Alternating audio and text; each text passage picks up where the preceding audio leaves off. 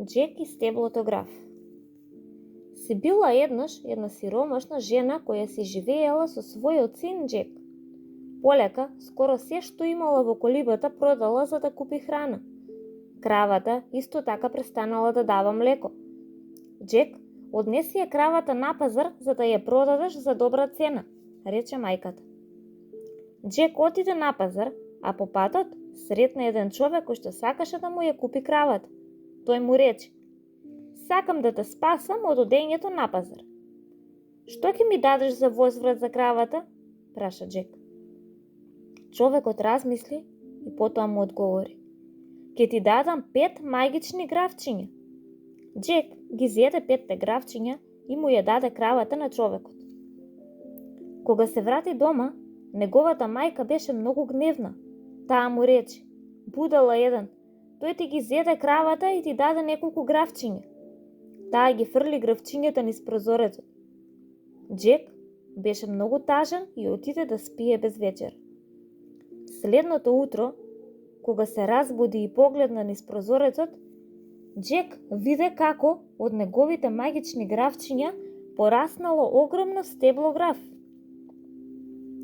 Тој се искачи по стеблото и стигна до небесното кралство. Таму живееја џинот и неговата жена. Џек влезе во нивната кујна и во куќната ја сретна жената на џинот. Џек рече: "Те молам, би можела ли да ми дадеш нешто за јадење? Многу сум гладен." Љубезната жена му даде леп и малку млеко. Додека тој јадеше, џинот се врати дома. Џинот беше голем и изгледаше многу страшно.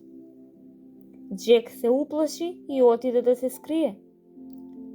Џинот викаше: "Еци, пеци, пец, сетив човек и ќе го јадам, коски ќе му мелам и леп ќе си правам."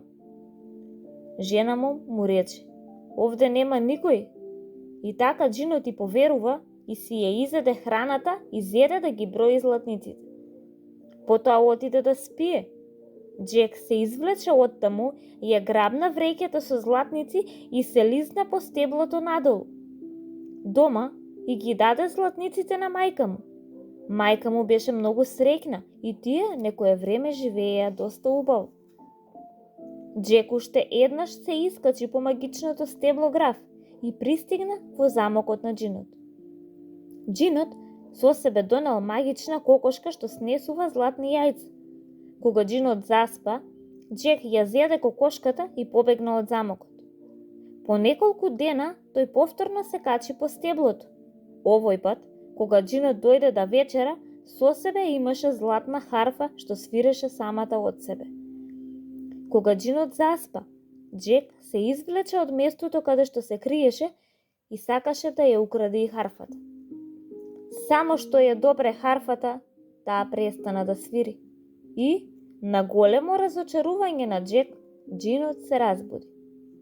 "Значи ти си момчето што ми ги украде кокошката и вреќата со златници?" згрме тој. "Јас ќе те убијам," викаше џинот. Џек се стрча и се излизга надолу по стеблото најбрзо што можеше. "Мајко, бргу дај ми ја секирата," викаше тој. Џинот само што почна да се симнува по стеблото, Џек ја зеде секирата и го исече стеблото. Стеблото беше соборено, а џинот со голем трескот падна на земјата. На голема радост на Џек, џинот беше убиен. "Никогаш повеќе нема да бидеме сиромашни," рече мајката на Џек и среќна го прегрна. Џек и мајка му немаа повеќе никакви потреби и живееа среќно до крајот на животот.